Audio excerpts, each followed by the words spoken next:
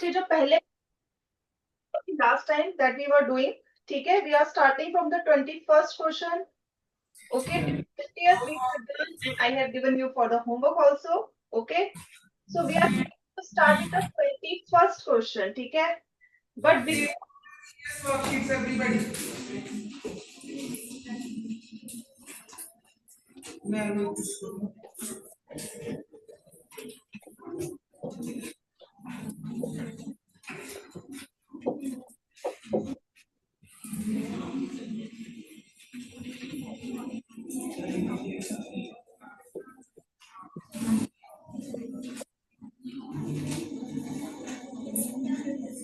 so now before this let's get quick recap of this. ठीक है, आपने पढ़ चुके होंगे आप capacities and volumes. Okay, respiratory volumes and capacities. So now we are going to start it with this. मगर जल्दी जल्दी करेंगे because you already know about this. ठीक है, सो वॉल्यूम्स हो गया बेटा जो हम सिंगल एपिसोड की बात कर रहे हैं. लाइक अभी नॉर्मल ब्रीथ कर रहे हैं, नॉर्मल एक्सलेशन, नॉर्मल इंस्पिरेशन हो रहा है. ठीक है, थोड़ा सा अगर हम नॉर्मल इंस्पिरेशन करें लेकिन फोर्सफुली हम एक्सलेशन करें, इसी का ऑपोजिट कर देते हैं, फोर्सफुली इनहेलेशन करते हैं और normal exhalation. So these comes under volumes. ठीक है, but when we talk about capacities are basically एक के नहीं होती, जब वहां पर एक से ज्यादा वॉल्यूम्स को कंबाइन कर दे then we call it capacities. ठीक है, so that is the difference. Volume single की बात कर रहे हैं, in capacities we are combining volumes together and then we get the capacities. So let's start with the very simple. कौन बता सकता है फर्स्ट कौन सी वॉल्यूम है? Who can tell me? Yes, Gurjot is there. Yes Gurjot बेटा, आर यू देयर? यस बेटा, बता सकते हो इफ आई एम टेकिंग और we can say breathing normally, और सभी अभी नॉर्मल सांस ले रहे हो, अभी कोई काम तो कोई नहीं कर रहा. ठीक है, सो ये breathing normally, normal acceleration, normal inhalation हो रहा है, तो इस वॉल्यूम को क्या कहते हैं? What do we call it? Tidal volume. That's right. So सभी अभी अपने आप फील करो, एवरीवन नॉर्मल सांस लो. So that is tidal volume. When we are saying volume means we are talking about the क्या कि हमारे अंदर कितना हम कोई चीज ले सकते हैं. ठीक है, so tidal volume is that. अब कितनी हवा हमारे अंदर रहती है? We are talking in volume now, so it should be in ml. So tidal volume कितनी होती है? 500 ml. So इसको नोट डाउन भी कर लो. ठीक है, now tell me about the second. Who is going to tell me? Let me call. Mehak is there. Mehak is there. No, ma'am. Okay, Mehak is not there. Then okay, so one boy जिसका नाम मुझे याद ही हो चुका है, अरमान. Yes बेटा, are you there? Yes. Okay, so now I'm not able to see you. ठीक है, but you can see me and you can hear me. ठीक है, so next is अगर हम फोर्सफुली इंस्पायर करें, सभी सांस जो है फोर्सफुली लो. एक तो नॉर्मल होता है फोर्सफुली, मगर एक्सेल नॉर्मल करना है. Forcefully inhalation but exhalation is normal. So what do we call this volume? अब इस वॉल्यूम को क्या कहेंगे? Inspiratory reserve volume. ठीक है, that's nice. It is called inspiratory reserve volume, और इसको हम एब्रीवेटेड भी कर सकते हैं IRV से. एंड इसकी कोई बता सकता है कितना इसका जो है वॉल्यूम होती है, रेंज क्या होती है? What is the range of IRV?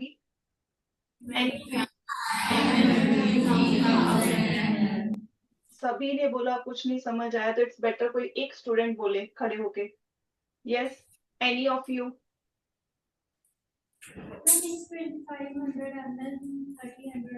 Yes, 2500 ml to 3000 ml. That's nice बेटा. अब इसी का ऑपोजिट कर लेते हैं. अब हम सांस आराम से लेंगे. ठीक है, इनहेल नॉर्मल करो लेकिन एक्सेल फोर्सफुली करो. सो दैट इज फोर्सफुली एक्सलेशन. तो एक बार सब खुद करो, पहले फील करो व्हाट वी आर सेइंग. ठीक है, हम बोल क्या रहे हैं, हम बात क्या कर रहे हैं. तो सभी फोर्सफुली एक्सेल करो. इंस्पायर जो अंदर हवा लेके जाएंगे नॉर्मल, लेकिन जो बाहर निकालनी है उसको फोर्सफुली करो, like this, you can see your self you are doing it forcefully. So इसको हम क्या कहते हैं, what do we call it? Expiratory reserve volume. So इसको हम एब्रीवेटेड करते हैं ERV. नाउ इसकी क्या वॉल्यूम की रेंज होती है, व्हाट्स इट्स रेंज?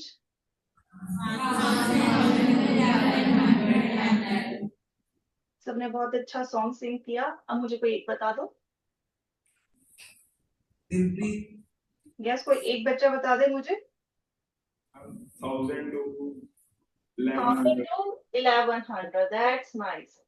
देखा, जब एक बच्चा बोलता है तो मुझे समझ आता है, जब सारे बोलते हैं तो सच्ची में ऐसा लगता है यू आर सिंगिंग सॉन्ग जो कि कुछ और लैंग्वेज का है जो मुझे नहीं आता. ठीक है, सो दैट इज वन. अब इसके अलावा एक और वॉल्यूम बच गई है. Who is going to tell me the name of that volume?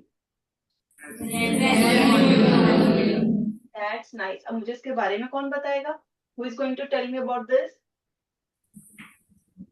कोई बच्चा बता दो. अब नाम पता है, रेजिड्यूल. रेजिड्यूल से पता लग रहा है, नाम से ही पता लग रहा है. क्या होता है इसका मतलब? The volume of air remaining in the lungs after fully yes, expiration. मतलब हमने जो है फोर्सफुली जो है हवा जब बाहर निकाली उसके बावजूद कितनी हवा अंदर रह जाती है. So that is residual. Residual मतलब ऐसे ही होता है बचा हुआ, है ना. तो बची हुई वॉल्यूम. ठीक है, so fourth is residual volume जिसको हम RV करके लिख सकते हैं. Now who is going to tell me the range of this also? discover यस, region. it is nearby ERV. ERV के पास ही है. ERV और इसमें ज्यादा फर्क नहीं है. 1100 to 1200. So 1100 to 1200. ठीक है, so it's 1100 to 1200 ml. So now these are the volumes. ये सारी volumes होगी. ठीक है, अब इन volumes को अगर हम क्लब करते चले, so what we are going to get? We are going to get capacities. ठीक है, so now let's focus on the capacities now.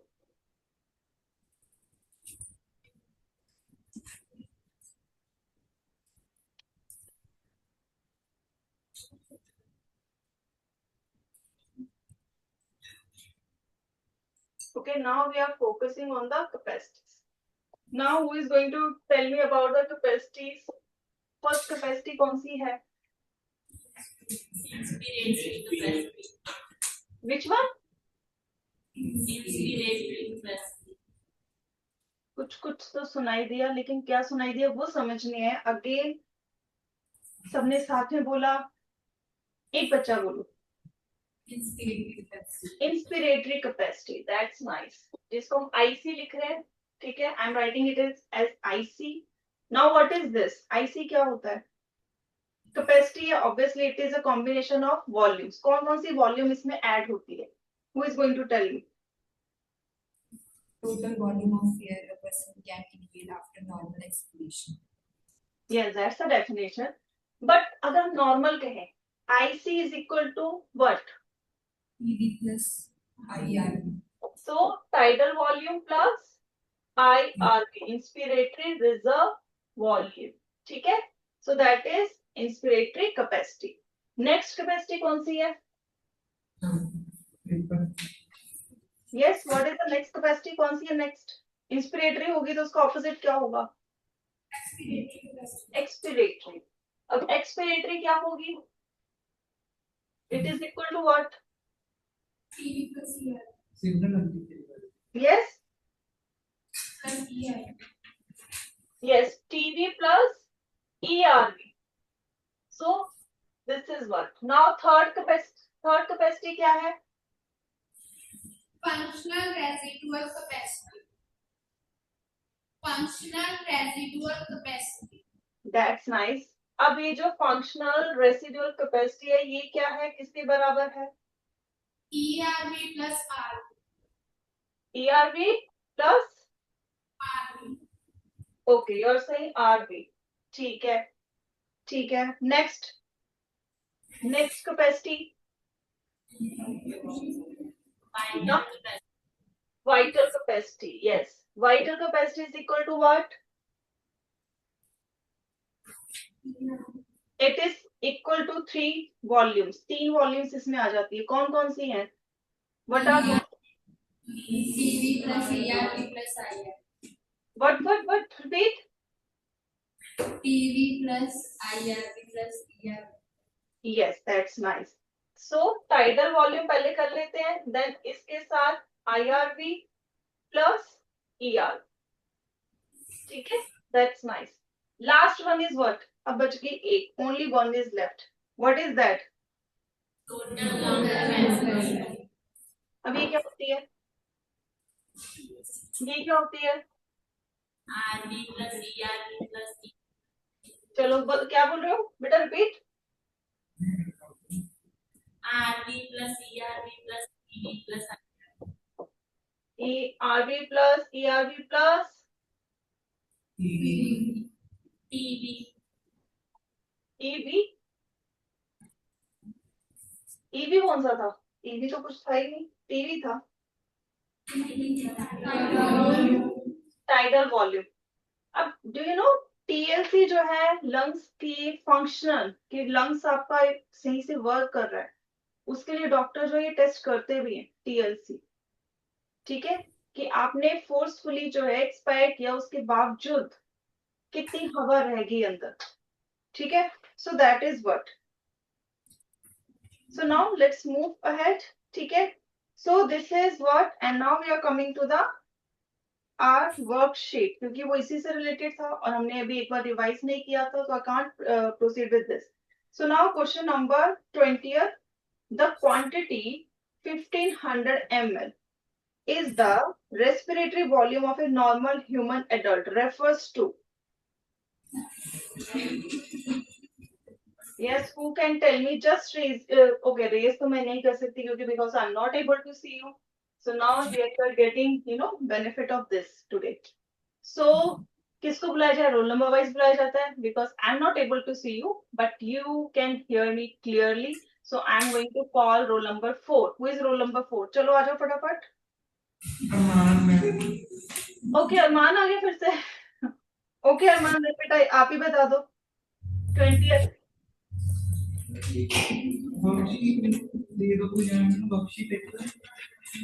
Worksheet है आपके पास? Do you have worksheet with you?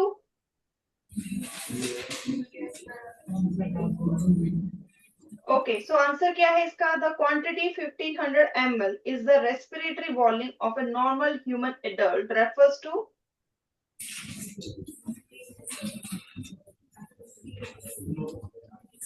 Yes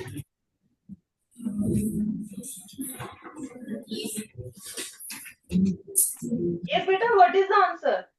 आता है या नहीं आता? Do you know the answer of this? D option या B? D. You are saying D? Yes? Okay. So yes, answer is D, that is expiratory capacity. That is equal to TV plus ERV. अब हमने किया है tidal volume is 500, ERV start होता है 1000 से. So let's put these numbers together and what we get? 1500 ml. ठीक है? So that's why this answer is correct. Now coming to next question, and for this I'm going to call roll number 9. The normal amount of air which a person takes in or gives out is? 9 roll number is not there in the class. Okay, sir. Sir, 11 roll number is there? 11. I'll send them individually, ma'am. Okay, sir. Meher. D option tidal volumes. Yes, B, tidal volume. That's right. So answer is B, that is tidal volume. ठीक है? Now coming to the next question. A healthy person inspire 500 ml of air normally, then breathes in 2500 ml more with full efforts, means forcible. The maximum volume of air inspired is called? क्या होगा? Yes, C option, inspiratory capacity. ठीक है, tidal volume तो हो गया, उसने normally जो है इनहेल किया, उसके बाद फोर्सेबल किया, दैट इज IRV आ गया इसमें, तो इसलिए ये इंस्पिरेटरी कैपेसिटी बनी. So answer is C. That's why it's C. Now coming to 24, even after maximum forced expiration, some air remains in the lungs. This is called C option, residual volume. ठीक है, that is residual volume. That's nice. Coming to next question, during vigorous exercise, which parameter increases more significantly?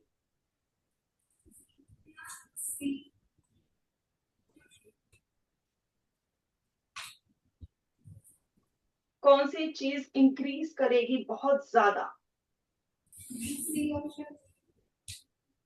Why C? Functional residual capacity क्यों होगा? Why C? If I say it's wrong, then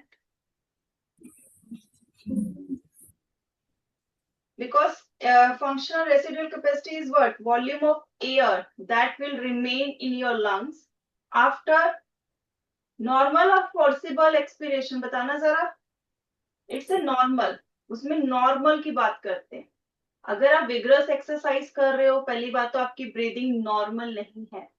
normal in the sense अभी हम सांस normally ले रहे हैं, कोई fast नहीं है, कोई स्लो नहीं है, it's normal. But if you are doing some vigorous exercise जहां पर फिजिकल मूवमेंट है, you are running, you are cycling something, ठीक है, तो उसके कारण क्या होगा, सांस आपका फास्ट हो जाएगा.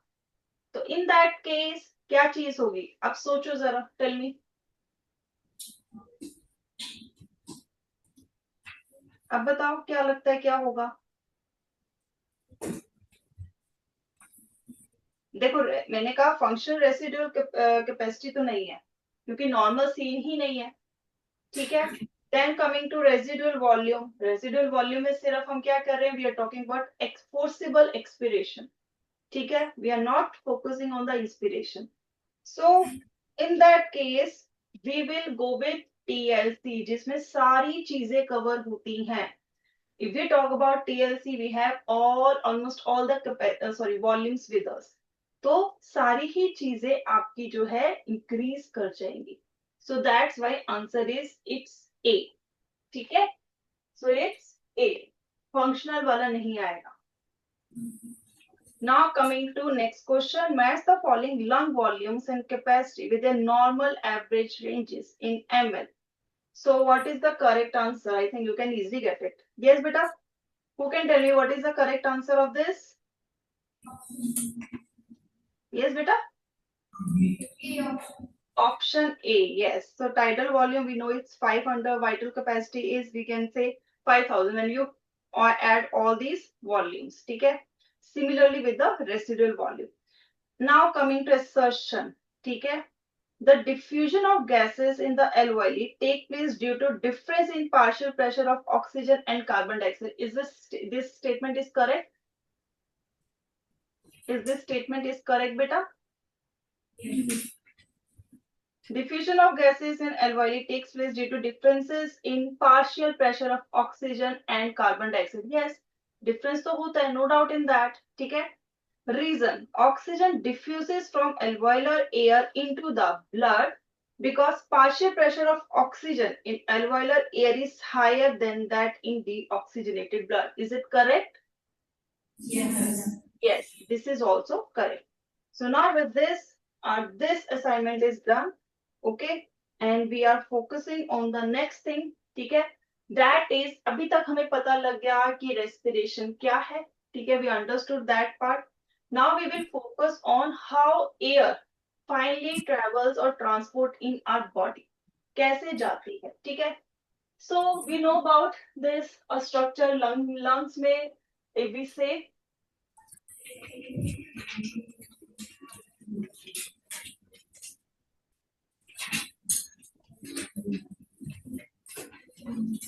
okay, let's say this is our lungs, ठीक है? अब we know this is trachea.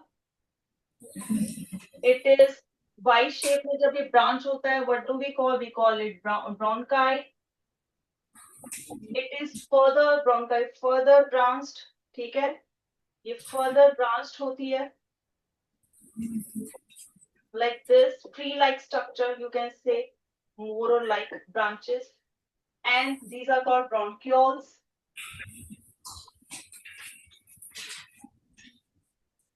And at the end, you can see round balloon-like structure. There are millions of alveoli in our lungs. This is alveoli. So basically, lungs are also balloon, and in these balloons we have further balloon. ठीक है? Lungs भी balloon की तरह फूलते हैं and then वापस जाते हैं. Similarly with the alveoli. ठीक है? Now alveoli से further हमारे जो body में gases हैं, transport होती है, transfer होती है, and it's not very easy process. So let's see here. If we zoom out this alveoli, it is like this, and it is single cell membrane. इसकी जो membrane है वो single cell की है, double cell नहीं है. मतलब बहुत पतली होती है ये. Why it is very thin? कोई बता सकता है? alveoli की wall इतनी पतली क्यों होती है? What is the reason of this?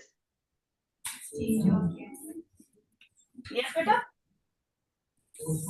What is the reason? Exchange of gases. So that exchange of gases can take place. First thing is this. And this, as you learned in your class 9th also about the tissues. So it is made up of squamous epithelium. ठीक है? Squamous epithelium. Up next to this is we have this. ठीक है? यहाँ पर क्या है? Pulmonary capillary. This is pulmonary capillary जिसमें blood है.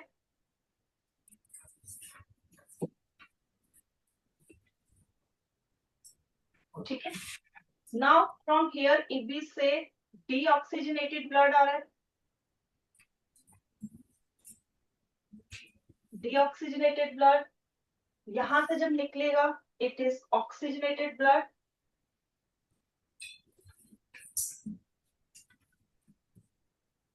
Now here this is also thin walled, ये भी thin walled है. Again the reason is for the exchange of gases.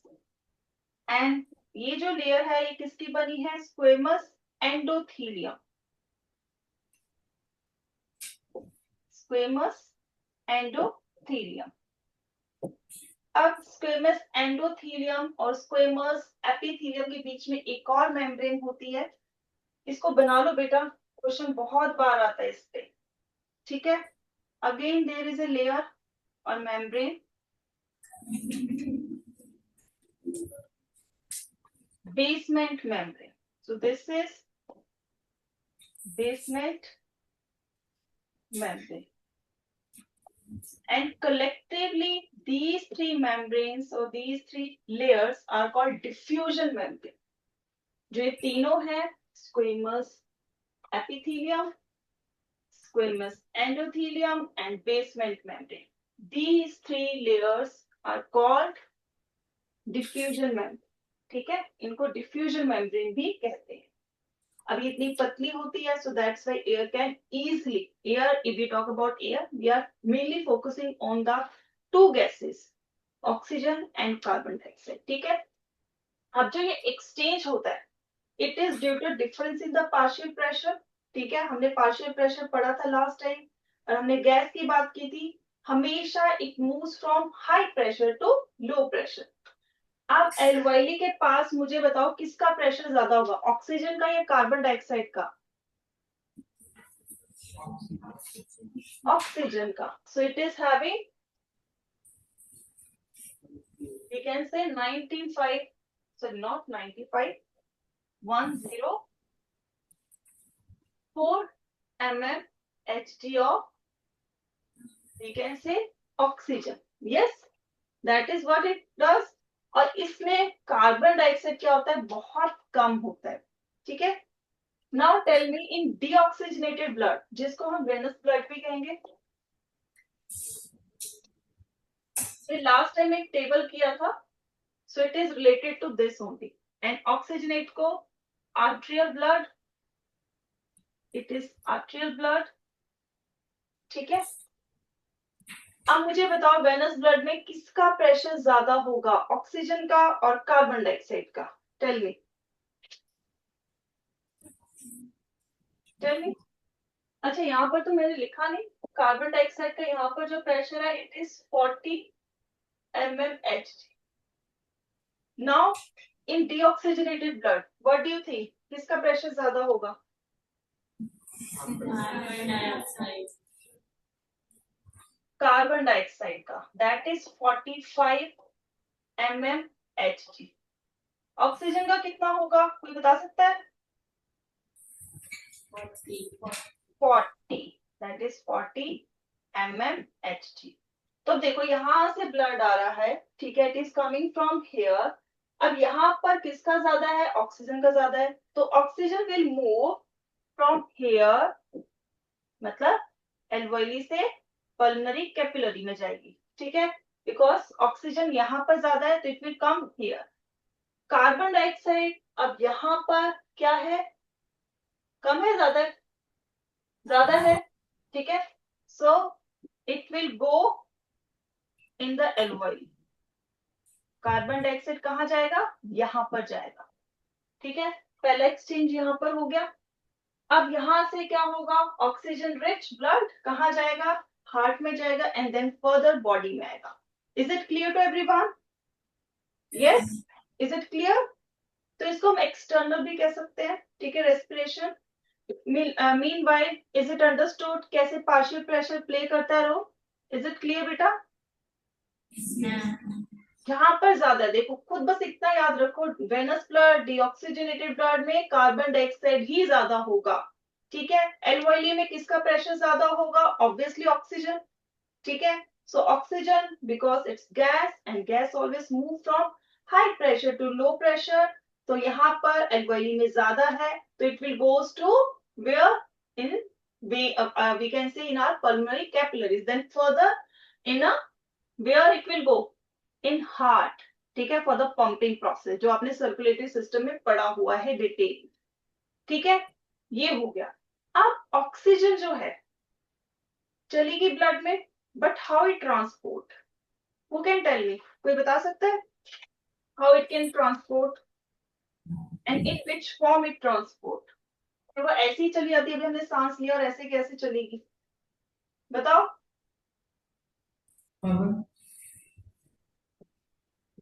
Transport of oxygen, oxygen कैसे ट्रांसपोर्ट करती है? अगर आपकी क्लास में बात करो कि आप घर से स्कूल, स्कूल से घर कैसे ट्रांसपोर्ट करते हो, क्या सारे के सारे बस से जाते हो, या कुछ जो है पेरेंट्स के साथ जाते हो, कुछ साइकिल से जाते हो, है ना, that is your transportation, yes और नो? सिमिलरली ऑक्सीजन कैसे हमारी बॉडी में ट्रेवल करती है, how it transport, that is the question.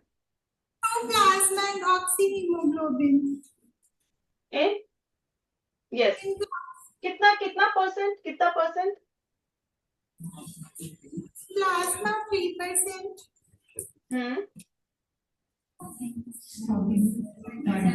97% in oxyhemoglobin. That's nice बेटा, that's nice.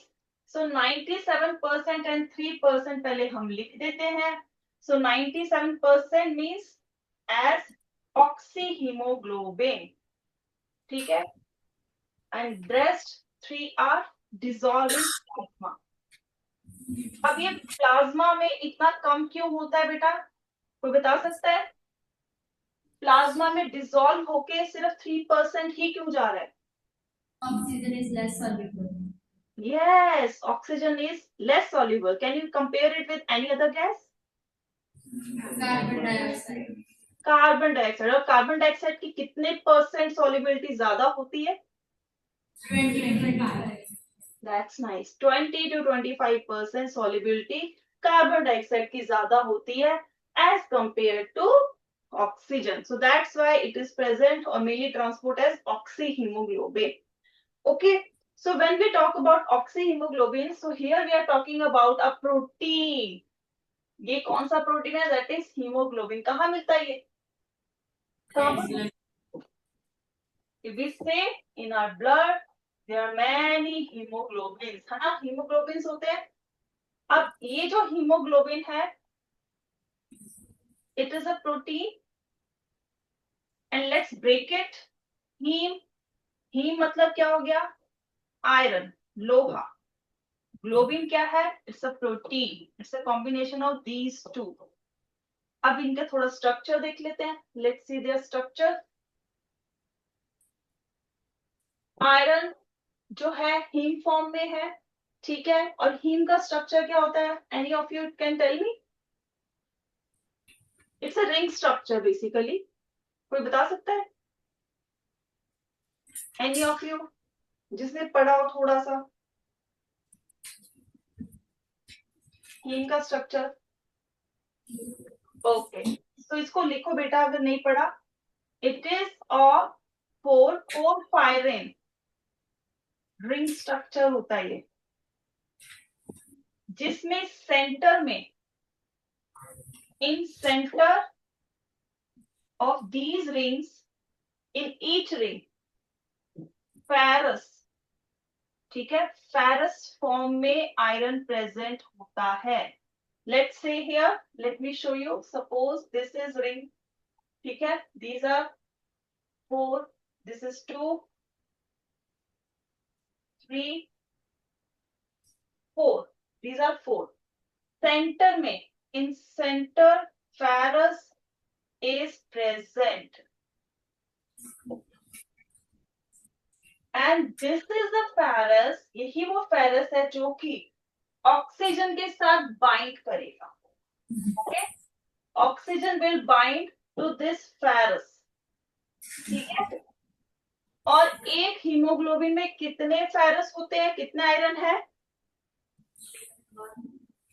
काउंट करो कितने, जरा बताओ. जरा काउंटिंग तो सबको आती होगी. बताओ कितने आयरन दिख रहे हैं यहाँ पर? 4 दिख रहे हैं. तो फिर इसका मतलब इफ आई आस्क यू कि एक हीमोग्लोबिन में कितने जो ऑक्सीजन है, कितने ऑक्सीजन मॉलिक्यूल जो बाइंड कर सकते हैं मैक्सिमम, कितने कर पाएंगे? 4. सो 4 क्यों कर पाएंगे? बिकॉज एक हीमोग्लोबिन के अंदर 4 पोरफायरिन रिंग्स होती है और हर एक पोरफायरिन रिंग के अंदर एक ही आयरन होता है. सो दैट्स व्हाई हमारी जो एक हीमोग्लोबिन में 4 ही ऑक्सीजन मैक्सिमम बाइंड कर सकती हैं. ठीक है. So that's the reason. अब थोड़ा सा विल डिस्कस अबाउट इस प्रोटीन के बारे. ये जो प्रोटीन है, it is made up of or constitute of 2 polypeptide chain.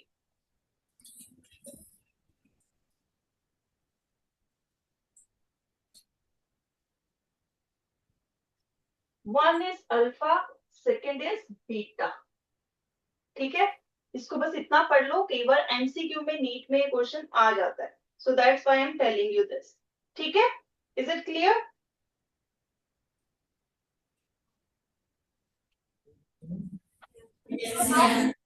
Okay, बहुत स्लो रिस्पॉन्स आया.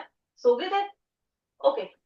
सो नाउ नेक्स्ट थिंग, अभी हमने ये पढ़ लिया. ठीक है. We are done with this कि ऑक्सी हीमोग्लोबिन बन गया. एक हीमोग्लोबिन में मैक्सिमम 4 ही ऑक्सीजन मॉलिक्यूल्स बाइंड कर सकते हैं. अब एक और इंटरेस्टिंग थिंग. ठीक है. अब ये आपस में जैसे यहाँ पर सपोज कर लो ज्वाइन होते हैं. ठीक है. Porphyrin ring. मैं अगेन पोरफायरिन रिंग बना रही हूँ. ठीक है. Why I'm trying it again, I will tell you what is the reason of this. ये हो गया इनका आयरन. ठीक है. Fe2 plus, Fe2 plus, Fe2 plus, Fe2 plus. ठीक है. This is done. Now what happened in that case? अगर एक अभी ऑक्सीजन का molecule if it binds to 1 iron, ठीक है, जैसे एक आयरन के साथ बाइंड करता है, तो सपोज कर लो अभी वो आराम से स्लोली पहले के साथ अटैच हुआ है, बाइंड हुआ है. जैसे ही वो फर्स्ट के साथ बाइंड करेगा, जो नेक्स्ट जो इसके पोरफायरिन रिंग के आयरन है, ठीक है, they get more attractive towards oxygen. अगर ये इसने 50% मन से उसके साथ अटैच हुआ है, तो ये 100 और मोर देन दैट, ठीक है, परसेंटेज से उससे अटैच होना चाहेंगे.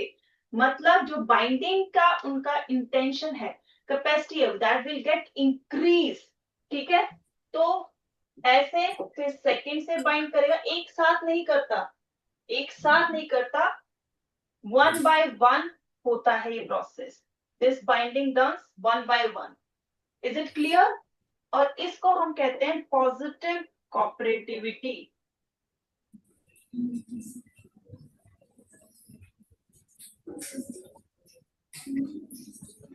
ये एक से अटैच हुआ, नेक्स्ट जो अपने रिंग्स है, नेक्स्ट जो आयरन है, they get more attracted towards oxygen. ठीक है, क्लियर? ठीक है, तो नाउ लेट्स सी, अब ये अटैच तो हो गए, और अब ऐसी कौन सी कंडीशन है, व्हाट आर द कंडीशंस जो प्रमोट करती है ऑक्सीजन की बाइंडिंग विद द हीमोग्लोबिन? ऐसा तो नहीं है ना हमेशा ही ऑक्सीजन बाइंड ही रहती है। ठीक है, सो लेट्स सी कौन सी कंडीशन में ऑक्सीजन और हीमोग्लोबिन कॉम्प्लेक्स बना। ठीक है, so can any one of you tell me? कोई बता सकता है what are those factors? Yes, any of you?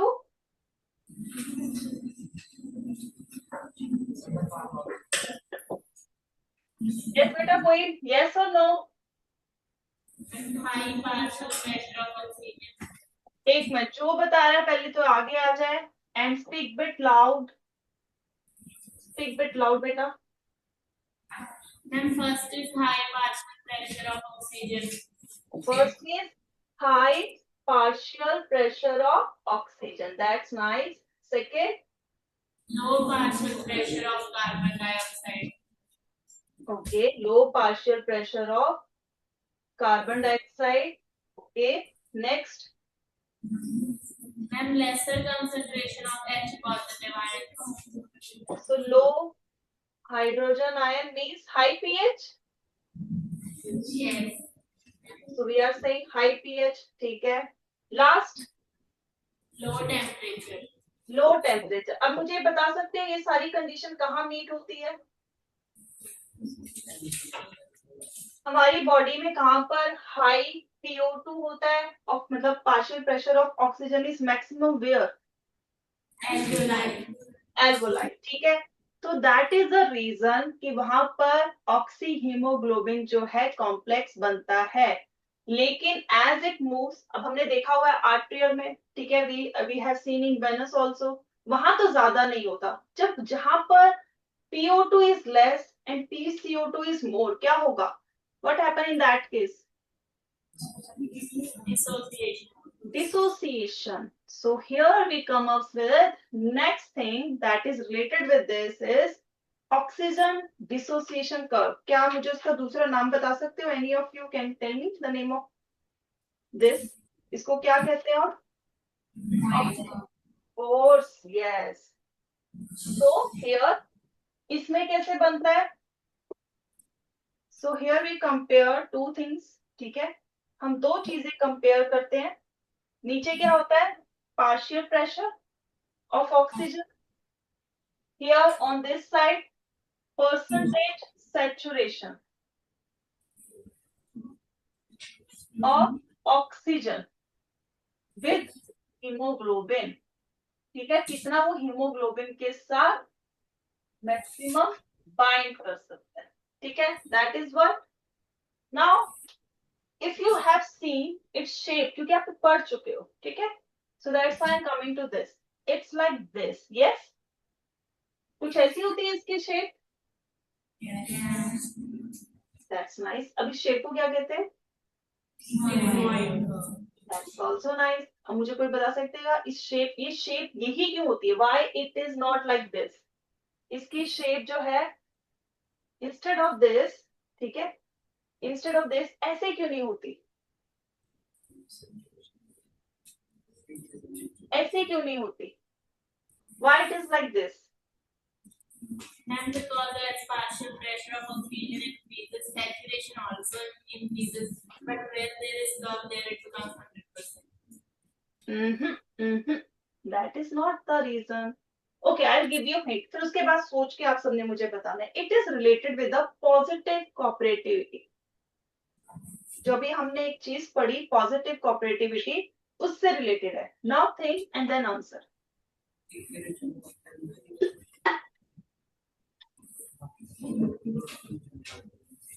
Yes, सोचा, गॉट द आंसर.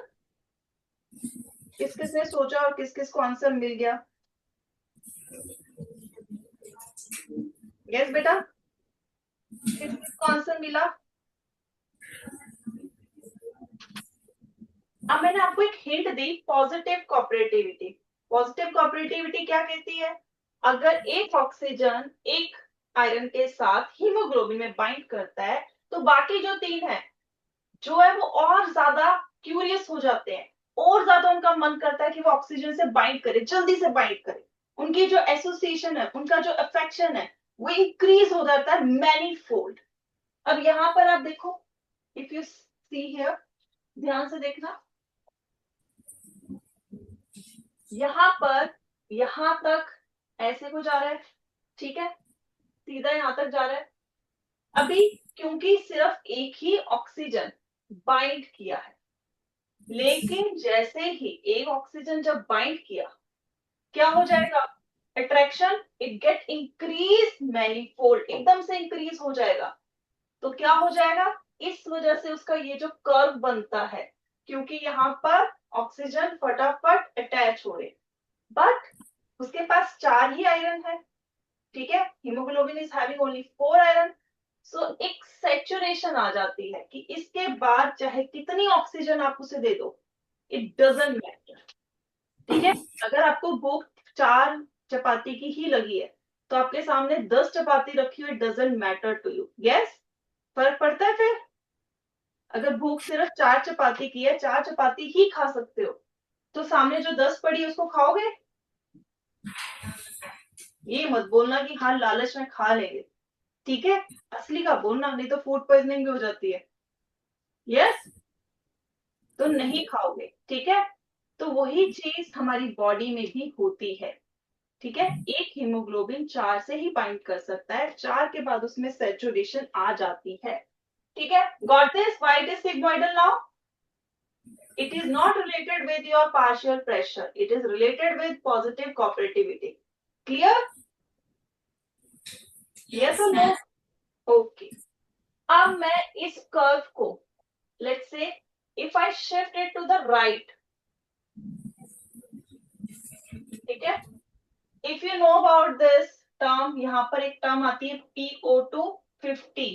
किस किस को पता है इसका क्या मतलब है? हाँ, किस किस को इसका मतलब पता है?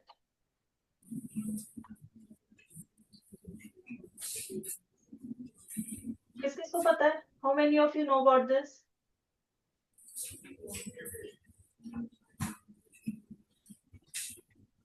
ओके, सो इसको ध्यान से लिख लो, जिसको नहीं पता, ठीक है, राइट डाउन. ये वो पार्शियल प्रेशर है ऑक्सीजन का. Okay, this is that partial pressure of oxygen eight विच, कौन सा? 50% ऑक्सीजन हीमोग्लोबिन के साथ ऑलरेडी सैचुरेट हो चुकी है. मतलब 2 ऑक्सीजन मॉलिक्यूल्स ऑलरेडी कंबाइन कर चुके हैं हीमोग्लोबिन के साथ. So that's why it is written as P50. ठीक है, 100% नहीं, वी आर टॉकिंग अबाउट 50%. 50 क्या होगा? 40 का ऑब्वियसली इट्स 2. ठीक है, so partial pressure of oxygen, right down, partial pressure of oxygen at which hemoglobin is 50% saturated with oxygen. Hemoglobin is 50% with oxygen.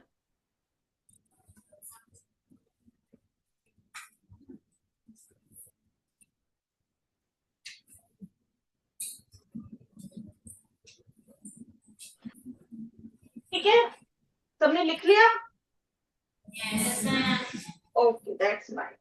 अब मुझे बताओ, now I am shifting this curve. ये जो हमारा कर्व है, ये जो हमारा यहाँ पर 50 वाला बना है, जहाँ पर 50% मतलब 2 मॉलिक्यूल्स ऑक्सीजन के ऑलरेडी बाइंड कर चुके हैं, इसको मैं राइट साइड को शिफ्ट कर रही हूँ, तो ऑक्सीजन की एफिनिटी टुवर्ड्स हीमोग्लोबिन इंक्रीज हुई है, डिक्रीज हुई है? Decrease. Again I am drawing it ताकि आपको समझ आ जाए what I am saying. Now it is shifted to this. अब ये जो यहां पर आ रहा है, सो बताओ इट इज इंक्रीज्ड और डिक्रीज्ड? राइट साइड मतलब पार्शियल प्रेशर इंक्रीज कर रहे हैं हम, और मतलब उसका जो है इतने में गुजारा नहीं होगा, इतने में वो ऑक्सीजन जो हीमोग्लोबिन के दो साइड्स को बाइंड नहीं कर पा रहा, मतलब हमें ज्यादा ऑक्सीजन देनी पड़ेगी. That what it means. Yes, इसका मतलब यही हुआ. अगर हम पार्शियल प्रेशर वाला जो उसको उस साइड कर रहे हैं तो इसका मतलब क्या हो गया, इतनी जो है पार्शियल प्रेशर जो ऑक्सीजन का है सफिशिएंट नहीं है, हमें बढ़ाना पड़ रहा है. यस और नो? यस और नो? बढ़ाना पड़ रहा है. अब अगर हमें बढ़ाना पड़ रहा है तो मुझे बताओ, ऑक्सी हीमोग्लोबिन और हीमोग्लोबिन और ऑक्सीजन की एफिनिटी इंक्रीज हुई होगी या डिक्रीज हुई होगी? If you are increasing partial pressure, then the affinity between hemoglobin or oxygen is increased or decreased? Decrease. ठीक है. So if we move the curve towards right, it means affinity between hemoglobin and oxygen decreases. वो decrease हुई. ठीक है. And where it get decrease, कहाँ decrease होगी? कोई बता सकता है किस पार्ट में जाके जो है ऑक्सीजन की affinity with haemoglobin get decreased? कहाँ होगा? I am not able to understand. You are saying something, you are responding, but I am not able to understand. Loud बोलो बेटा. नहीं समझ आया. जो बोल रहा बच्चा थोड़ा ऊंचा बोले या तो पास आए. यस बेटा. अगर इंक्रीज तो होगी नहीं, डिक्रीज ही होगी ऑब्वियसली.